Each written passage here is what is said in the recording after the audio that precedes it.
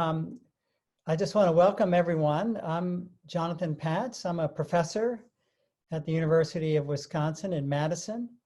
And I'm also one of the founding members on the executive board for the Wisconsin Health Professionals for Climate Action.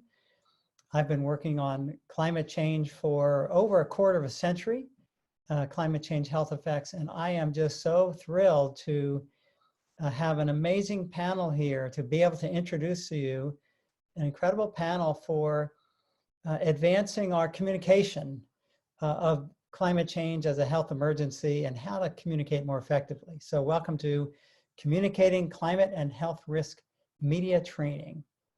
So what I'm going to do is I'm going to introduce all three of our speakers very briefly, and then we'll hear from them. They'll each share their screens. And then we will be broken out into smaller Zoom rooms. Hey, that rhymes, okay. Zoom rooms to have a little more interaction, and then we'll come back very briefly at the end. So I will proceed to introduce everyone, and Abby, if I am missing anything or do anything wrong, just holler, okay? Let me introduce the first speaker, who is Professor Ed Maybach. He's actually a university distinguished professor at George Mason University, and he's the director of the Center for Climate Change Communication. He has an incredible background that you can look online. I'm not going to go through it all, but a couple of things that he co-chaired the communications working group of the Third National Climate Assessment. He advises many government agencies, museums, science societies, civic organizations on climate change, public engagement, and communication. He has served as associate director of the National Cancer Institute and worldwide director for social marketing of Porter Novelli, a quite prominent marketing company group. He was the chair of the board for the Kids Save International, and he is just the go-to person when you want to know how to communicate climate change. And he's done annual surveys. He'll talk about the 6 Americas, which you probably all know about. After Ed, our very own Dominique Brossard, who's professor and chair in the Department of Life Sciences Communication here at UW-Madison. She's also with the Robert and Jean Holtz Center for Science and Technology Studies. And she works at the intersection between science, media, and policy with the Science, Media, and the Public Research Group that she co-directs. She's internationally known for her expertise on public opinion dynamics related to controversial scientific issues. So after Dominique, we then are lucky enough to have Emily Comlin. Emily Comlin has been with the UW-Madison Media Relations since 2014. And prior to coming to UW, she spent 6 years as a local TV news and sports reporter in Madison. She's a graduate of the journalism school here at UW-Madison. So we're going to be able to talk to a real live reporter, which is really essential for today's work. So without further ado, I will turn this over to Ed, and if you can share your screen, take it away, Ed, and don't forget to unmute your microphone. Thank you, Jonathan. Let's see if I can share my screen. Bam, I think I did it. What do you see? We see, there we go. All right, good Wonderful. Fantastic. Okay, so good evening, everybody. I'm coming to you live from San Francisco tonight. And I promise to take only 12 minutes of your time because we've got a whole lot of things to talk about. And the most important part of this hour is going to be on the back end where we're actually talking to each other.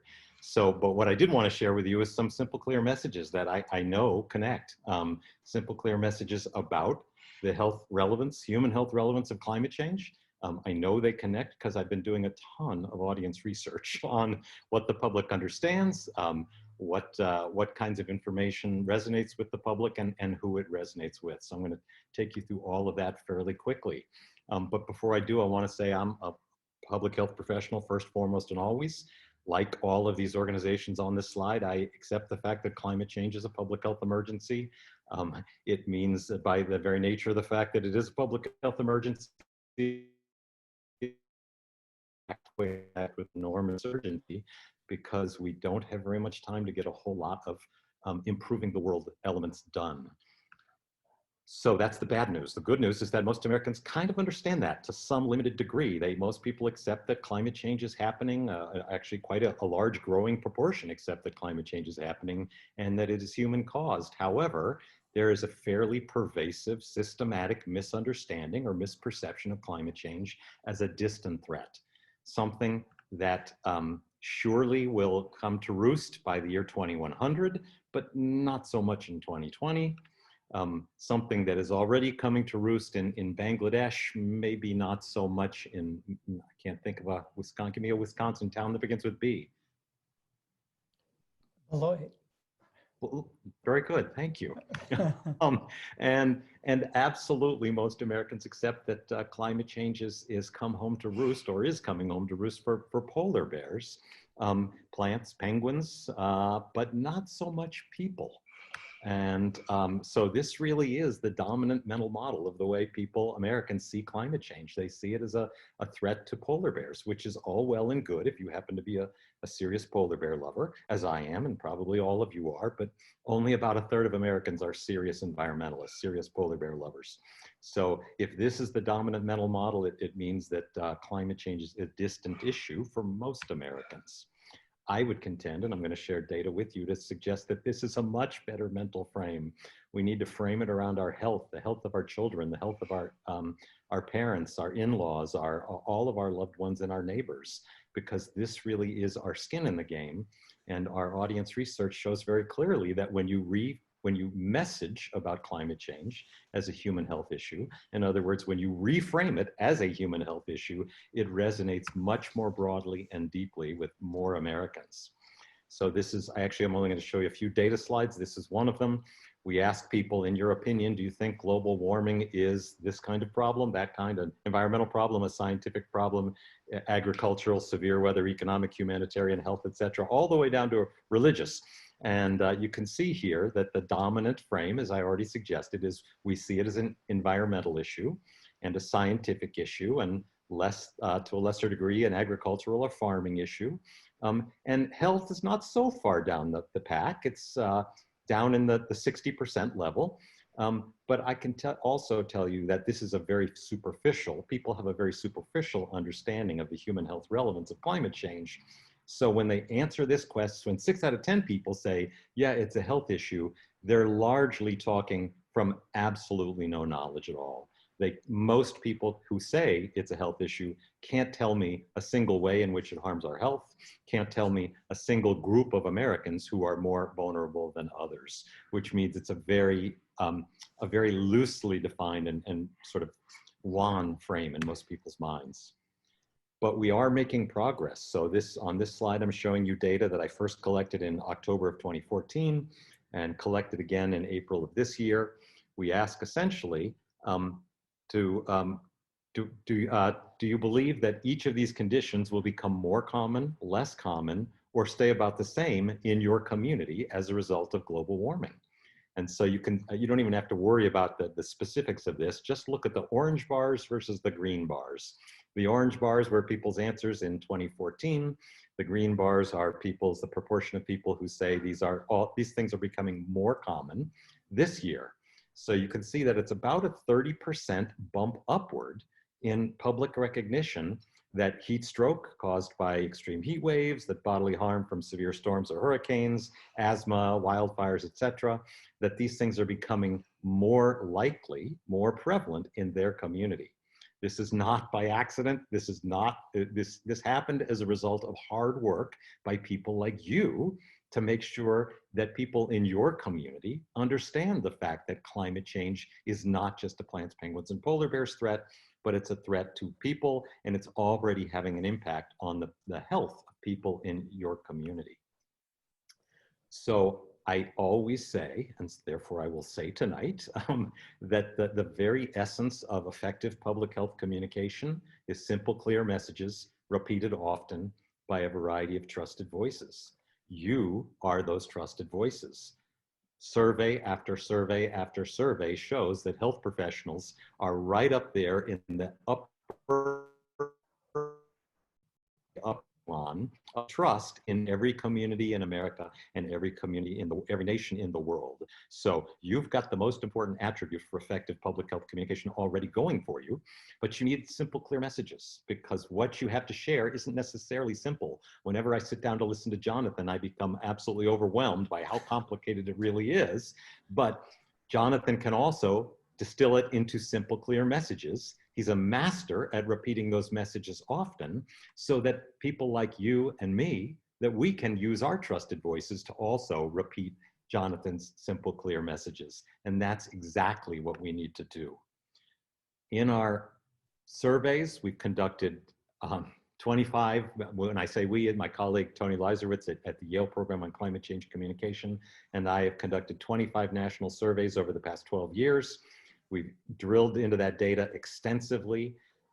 Even though climate change is a very complicated issue, what people need to understand is incredibly simple. The people who understand these 5 key beliefs: it's real, in other words, global warming is happening; it's us, human activity is the main cause; experts agree, more than 97% of climate experts are convinced that based on the evidence, human-caused climate change is happening; it's bad, it's happening, it's harming people, not just polar bears; and finally, there's hope. There are actions that we can take that will make a world of difference.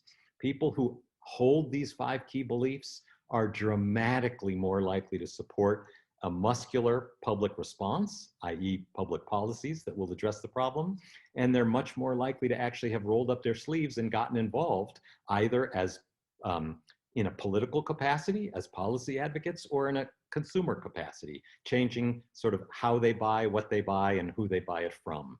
So it's really pretty, even though global warming is complicated, what people need to know is so simple, it can be expressed in these 10 words.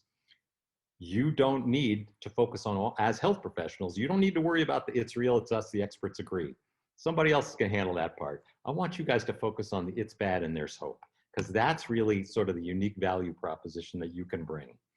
So let me just drill down into it's bad and there's hope. I actually sort of partition the it's bad into 2 messages. The first one is that climate change is harming our health now in this community. Wherever you are, it's happening.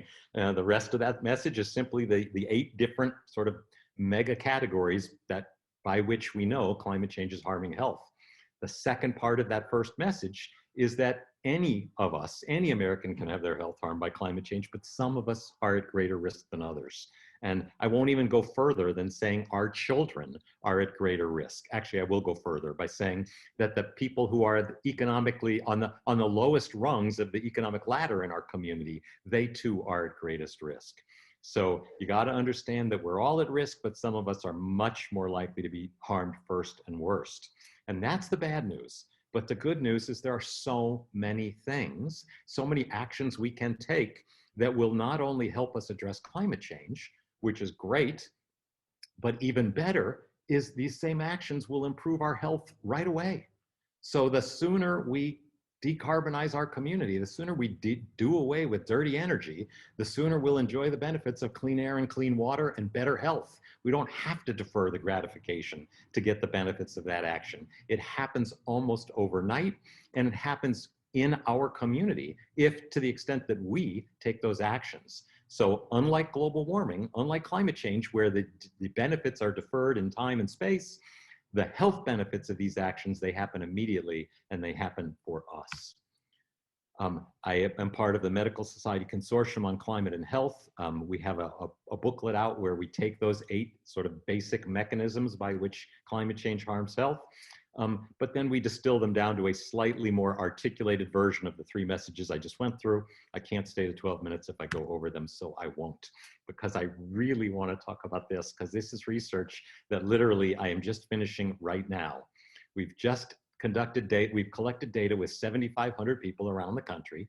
The question we wanted to ask, the question we did ask, the question I've been dying to ask for years now is, how much benefit do we get from telling people about the solutions? How much more benefit do we get from telling people about the solutions than just telling people about the harms? Because typically we focus greatly on the harms and we tend to ignore. In the year 2020, we're smarter if we spend the majority of our time talking about the solutions, because that's what people really want to hear. And that's exactly what we learned. So we tested a whole bunch of impact statements, climate health impact statements. We tested a whole bunch of solutions, actions that we can take in our community that will make a difference. And we tested a whole bunch of, I'll just call them closing lines, sort of icing on the cake that hopefully would be extremely motivating, converting people from more knowledgeable to more likely to act. And what we learned is that the most persuasive, and I'm actually going to share my slides with you. We won't have time to talk about it right now, but all of the data are on my next 4 slides, and I'm going to share, Abby's going to send them to you. So you'll have all of the data, but I just want to give you a sense of what it means. The most potent problem statement is the impact focused on the impact of poor air quality. That is more engaging than anything else, any of the other climate and health impacts. And ironically, the least persuasive is focusing on extreme heat. That's most people, most of us, our instinct is go for the extreme heat because the connection between the climate impact and the health impact is most clear, but that actually is the least persuasive. Focusing on poor air quality is the most persuasive, so that the statement we tested is in red. Climate change reduces air quality by increasing smog, smoke from wildfires, something I can't see because your faces are over it. This can lead to more lung infections, asthma, allergy attacks, bronchitis, chest pains, and even death. Of all of the impact statements we tested, that was the one that rang people's bell the most. Of all of the solution statements that we tested, coincidentally, the one that rang people's bell the most was the one that works perfectly with that. It's the health benefits of clean energy. So the statement was, using cleaner forms of energy such as solar and wind power in homes, schools, and businesses will give us cleaner air and water and reduce the pollution that causes climate change. That resonates strongly. And then finally, that's sort of the closing line that worked the best, was that invoking a social norm, that people care. People understand this and people care about it. And the reason why that's so important is because most Americans who do care, and that's most Americans, it's about 2 out of 3 of us, we think we're alone. We have no idea that 2/3 of Americans are worried about climate change. So the social normative statement that worked the best was most Americans agree that we want healthy communities and a healthy climate. And many of us are taking action. And by the way, the criterion on which we judged persuasiveness was whether or not people said, that the criterion was whether or not they would contact their member of Congress to urge them to take action on this problem. So we tested like 640 different messages, all of the impacts, all of the solutions, all of the closing lines in different combinations. And these 3 are not only the most powerful singularly, they were the most powerful in combination. Really important point.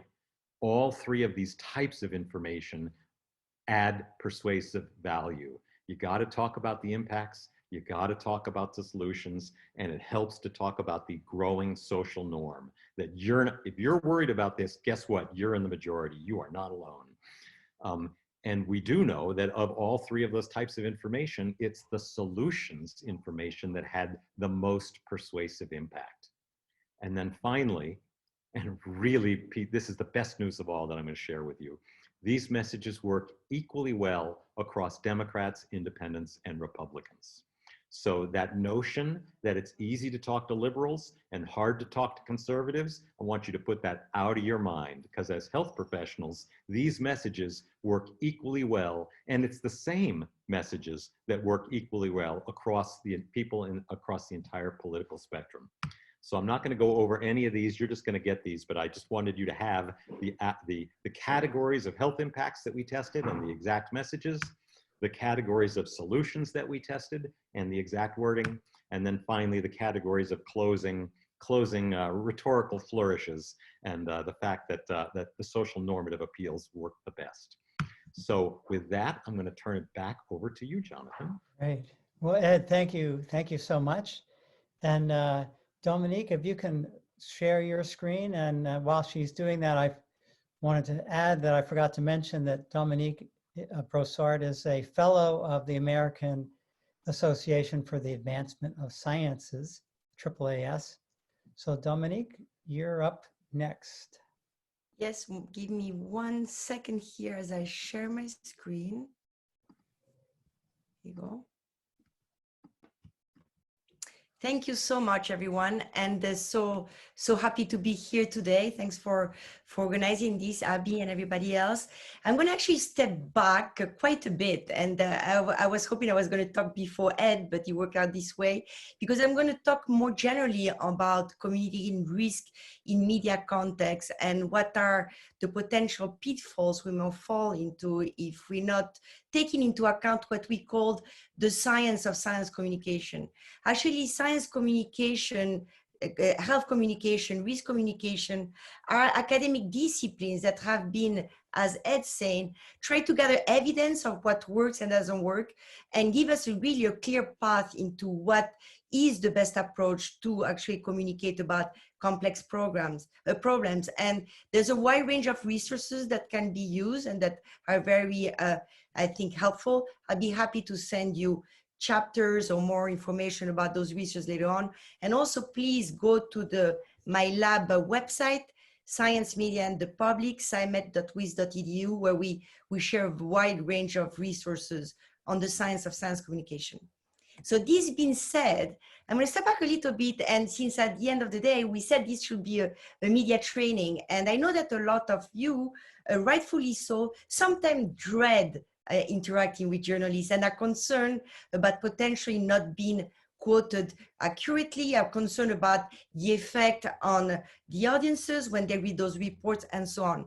And this, I would say, is a legitimate constraint, since we know that most people find out about issues such as climate change and health in the media. And you can see here a recent headline, "Climate Change Threaten American Workers' Health," reports say, which is a clear example of what we call media frames. Those frames that actually rely on headlines, visuals, metaphors, and sources to actually give a storyline in the article, and Emily will tell us way more about that. That means that at the end of the day, the journalists are looking for a storyline when they interview you, and they're looking for a way to actually use you as a source to give a sense and a meaning to the story they're saying. But does it mean that the story for sure will change people's perceptions? This is not always the case, because what we call those media frames, they not operate in a vacuum. And Ed did talk about that framing approach, that you know, like the mental frame that people have in their mind. But if the mental frame that they find in the story that's told them through media does not actually resonate with the one they have in their own mind, actually most of the time the information is not going to be retained, is not going to be processed. I mean, Ed mentioned some frames that can be used, the health frames and so on, but you need to remember also that there are frames that are very important in people's mind, and those are their worldviews. It could be their religious belief, but it could also be their moral schema. And the health frame may appeal to our empathy. If we see an image of a kid that's sick, for example, we're going to be empathetic, and we will resonate with some other type of content, deference to scientific authority, and so on. But the thing to kind of quench your fear of interacting with the media a little bit is that any given frame may mean different things to different people. And any media reporting will actually potentially be interpreted very differently from different people. So as a matter of fact, I get interviewed, I don't know, 3 times a week right now. I'm like one of the COVID-19 climate change experts, and John can say the same. I choose not to read the articles anymore because reporting is what it is, and the journalist is doing their job in their best capacity to actually tell the story they have to tell. So our job basically is to actually take into account what we want to do, which is having our story out there, interact with the story the journalists want to say in order to be able to be effective. We cannot do it in a vacuum. We need to take into account also where the journalists are coming from, and Emily will tell us that. Why is that? Because at the end of the day, any public audience, and including Ed, John, Emily, myself, we cannot actually pay attention to the information out there. We want to reach a decision, like as far as, do I care about that? Without putting more cognitive energy than actually we need to into whatever we read. So this is, obviously like a very, very schematic way to put things, but in our mind, we think, how much information do I need to actually reach a conclusion? How do the media around me that I like, that I trust, the one I read, actually present this stuff? Is it actually in line with what I read? Usually I counter. And how do those media interpretations fit my belief system? Should I retain that or should I not? Very schematic. But this is why it comes to play that we need to think about the psychology of risk perception, those beliefs system that people will have when they think about a risky issue. And why is that important? Is because although we tend to think that the risks that kill people the most should be the ones that are scary, such as climate change and so on, actually the one that people care about is the risk they are the most upset of. So there's very often no relationship between the mortalities and how people get upset. We get upset about risky issues based on their potential impact in our life. So we need to tell stories about impact in our life, relating stories to Wisconsin and so on, taking what Ed had told us at the national level and finding a way to relate it to our life in Wisconsin. And maybe, John, you can tell more about our work with the Brico Foundation later on. Because at the end of the day, when we think of risk as hazards and the potential probability are going to be harmed, risk is really the sum of hazard and outrage, how much it upset us. And we need to understand what upset people. So in some counties of Wisconsin, it may be the flooding frame that's going to resonate because that's where, they can see that in their life. In other part of Wisconsin, let's say in Milwaukee, it may be the heat strokes because they've been actually dealing with that. So we need to really understand what the outrage is coming from in order to be effective. And going back to an important point from Ed, that, the stories of hopes and the story of solution. Yes, the benefits, what's there for me? How can I move forward? It's not dreadful. It's actually as important to think about as perception of risk. For public risk perception, in a nutshell, the perception of the magnitude of harm, that idea that how much is dreadful is more important than the probability of harm. Acceptability of the risk is more important than the probability. And the qualitative factors such as, does it matter to me? Am I familiar with it? Is it relevant to my community? Have I seen that before? And so on are more important than actually the real statistic about what's going to happen. I'm going to share 2 insights of the science communication that obviously will reinforce what Ed told you before, is that first of all, who tells the message is extremely important. We have a number of studies that have shown that the acceptance of a message is more closely related to the perceived trust we have on that messenger than the content of the message itself.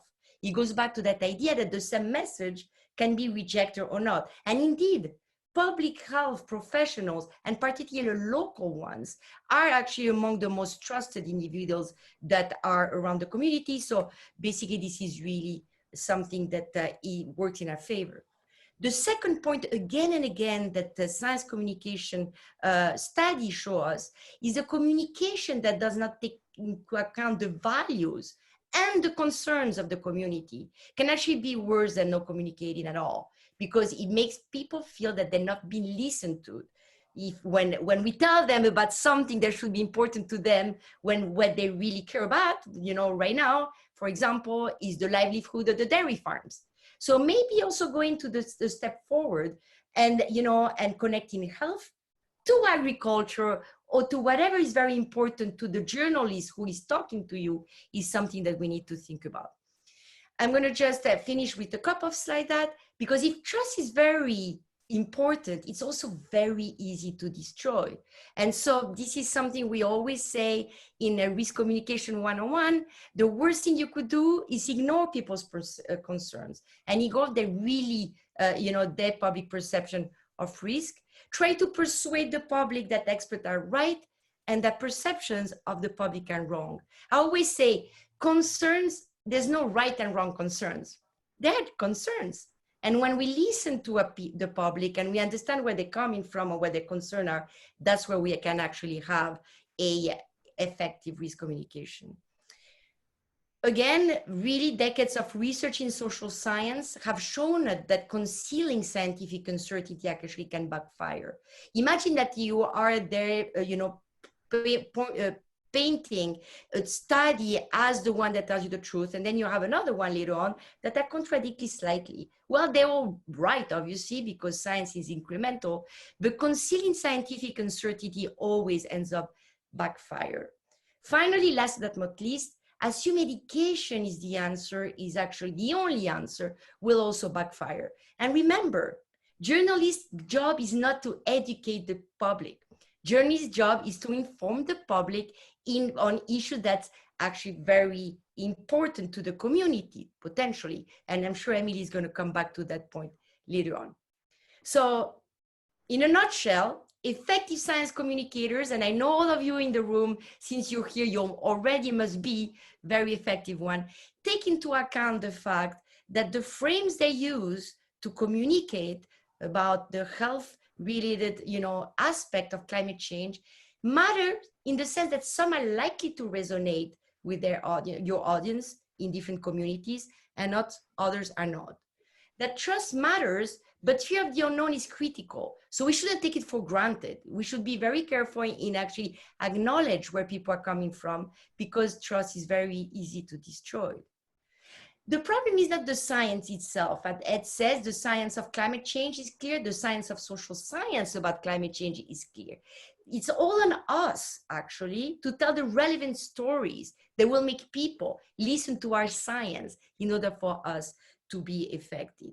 And means know your target audience. If you're going to talk to a journalist, know what type of publication the journalists cover, what type of readership they have. This will actually impact how you're going to choose the key transparent message that Ed was telling you about, that will, be important for those audience, for them to make sense of the issue. Thank you very much, and I'm looking forward to the discussion later on.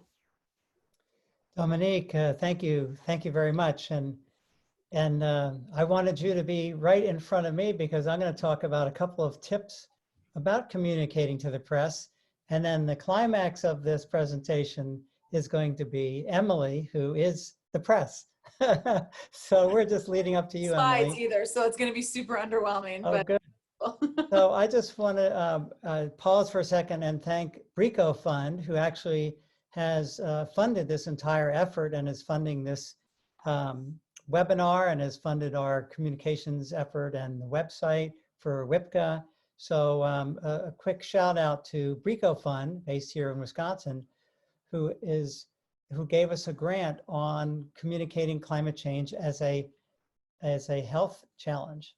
So I'm sharing my screen just to follow up. I'm not going to be nearly as impressive as Ed or Dominique, but I'm going to just give you a couple of nuggets.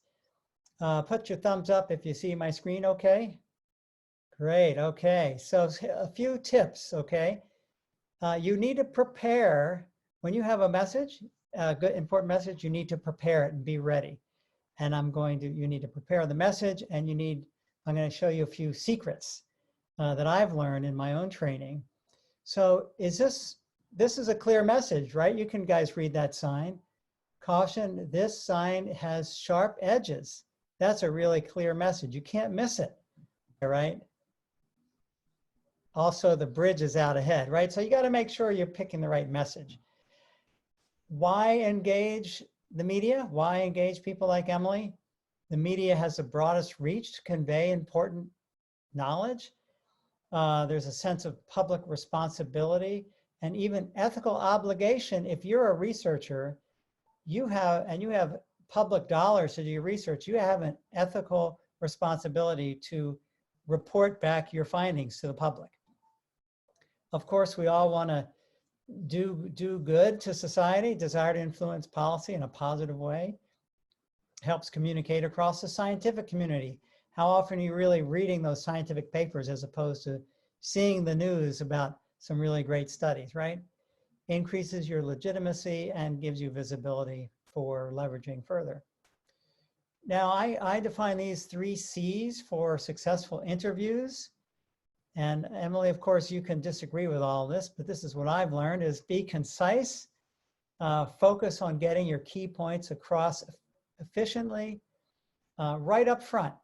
The inverse from building the story up to the conclusions. People sometimes say bottoms up, you know, not like that, but the bottom line on top. Be conversational, avoid jargon at all costs.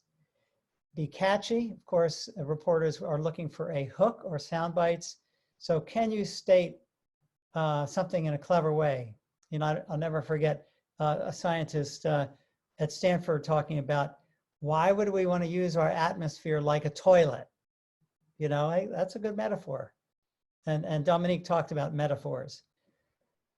Don't be led down a path that you think is misguided. So if a reporter asks you a question, either because they haven't really studied what you're doing, or, you know, it's a bad question, you don't want to be rude, but you say interesting, but, you know, you don't want to speculate. You want to get to your point.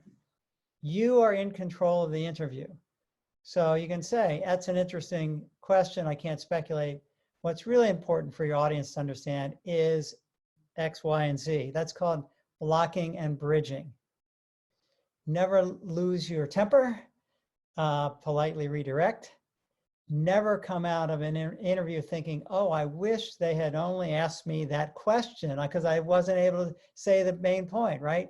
You're in control. You know what you want to communicate. Don't be rude, but you know what you want to communicate. Also, there's no such thing as off the record. Be aware of that. Finally, support your messages, obviously, with facts. Numbers are good, but don't overdo it.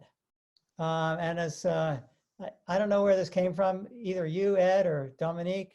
I've heard Hallie Frumpkin say, numbers numb, stories stick. But I think numbers are useful. Some numbers are useful. And be able to give examples, metaphors, and also have in your back pocket some other experts outside of your own institute. So you can, when they say, who else should we talk to? You've got a key person at another university or some other place that you can have an added voice to your own.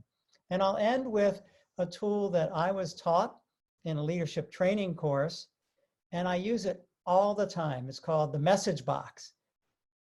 And you know, in the middle, you say, okay, what is the problem? Climate change and health.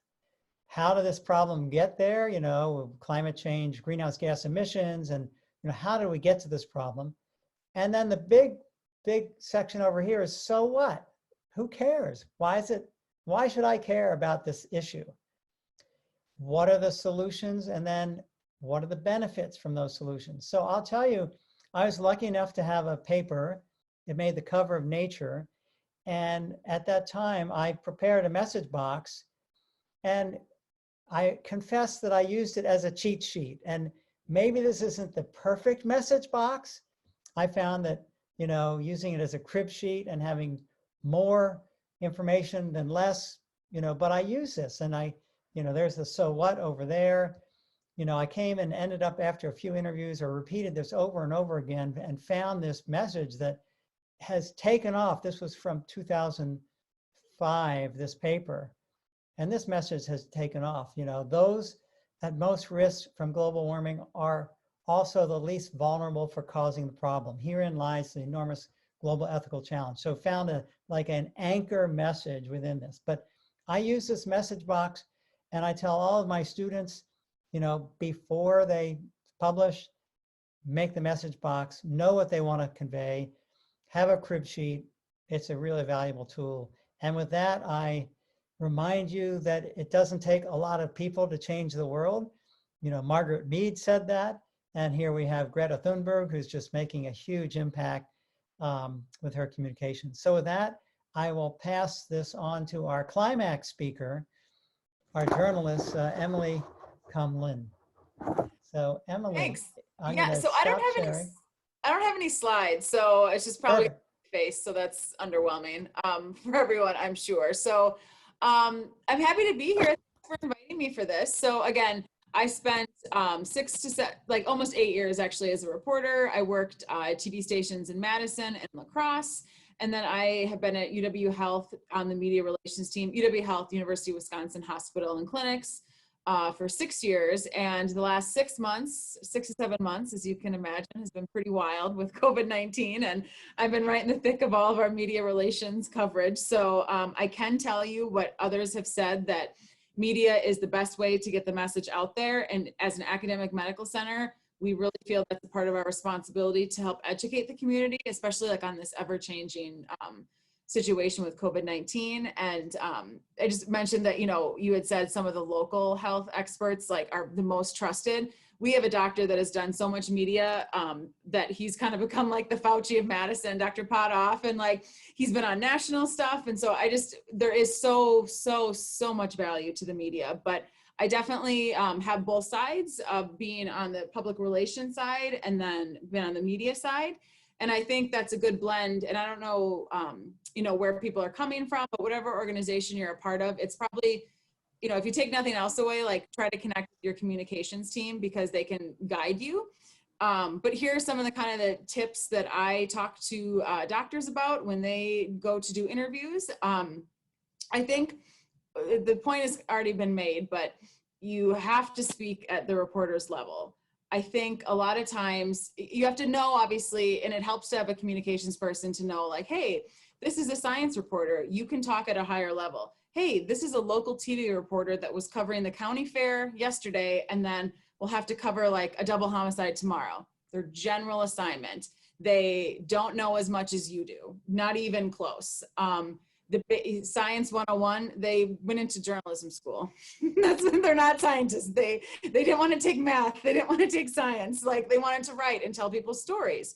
So it's super important to know that these are not health experts.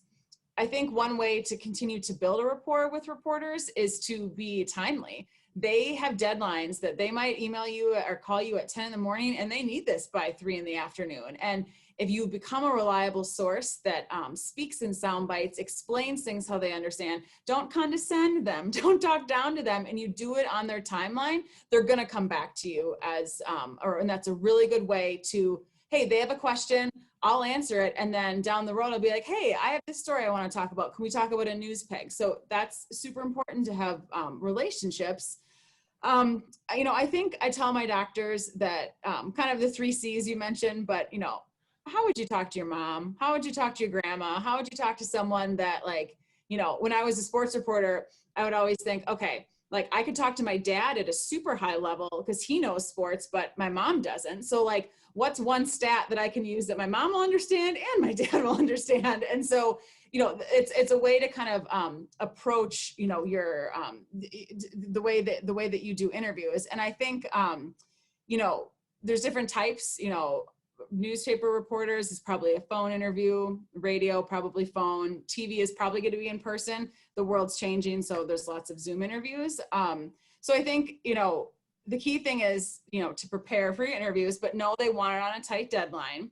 I think it's important to have some talking points in mind. And like you talked about kind of redirecting, I say, have 3 main points you want to get across. And if they ever were maybe trying to stump you or get you in something else, again, kind of redirect or, go back to those main points that you want to discuss. So I don't think a lot, especially a lot of like local TV reporters or local reporters really aren't out to get you. They genuinely don't know anything about what you're talking about, and they're looking for your help. I think it's important too for some of our journalists to know that they can talk to you for like 20 minutes and you'll have a 20-second soundbite on air. And that's a long time. Like you might think, oh my gosh, I said so many good things, but the TV, they have tight deadlines, and they have a short amount of time they have to tell the story. So, but I think it's media, I think, is really great. And if you have a good story to share, and you have, they were talking about that, okay, there's a problem, but here's a solution. Like, if your paper is ready, I'm thinking, Ed, like, okay, I could do a release on this and we could talk about, yeah, this is bad, but here's the solution. Like those things resonate really well with reporters. And I will say one thing too, that is very true about on and off the record. I speak off the record a lot with reporters simply for the nature of my job, but that's something that I would advise you to work with your communications team on. So never assume that if something's on or off the record. Like if you have a long-standing rapport with a reporter, you can keep it real and be like, dude, this is not a story. But that's very important, again, to work with your communications team. So, and the last thing I'll say is that sometimes the doctors I work with, God bless them, but they want total control. They want final control of the edit. They want to see how this all turns out. Like they want to approve it. And no, like that's not how it's going to be. There might be some instances where, like, maybe more in-depth story, a reporter might send you like, hey, is this sentence correct? Like, is this written correctly? That's very rare though. Like you do not get final approval and you think you could have had great sound bites and you can't believe they picked the worst thing that you said. That's the nature of the beast. If you want to have control, then you need to do a live interview, because then they don't edit that, but you have to get it right on the first time. So there's definitely pros and cons, but no control. But I think the benefit is just unbelievable to be in the media, and especially as health experts in the community. Like the last 6 to 7 months, like our doctors have been everywhere guiding the public, and we've gotten really good feedback from lots of people in the community. So I just can't rave enough about working with the media, and there's a right way to do it, and there's people that can help, and it's a great opportunity to get your message out there. Emily, thank you so much. And your comment about speaking for a long time, this is the reason you want to prepare and have a message box, so you really know what you want to do. My worst interview was my longest interview. Mm-hmm. So thank you. So I want to turn this over to Abby. Do you want to give us instructions for how to jump into the Zoom rooms?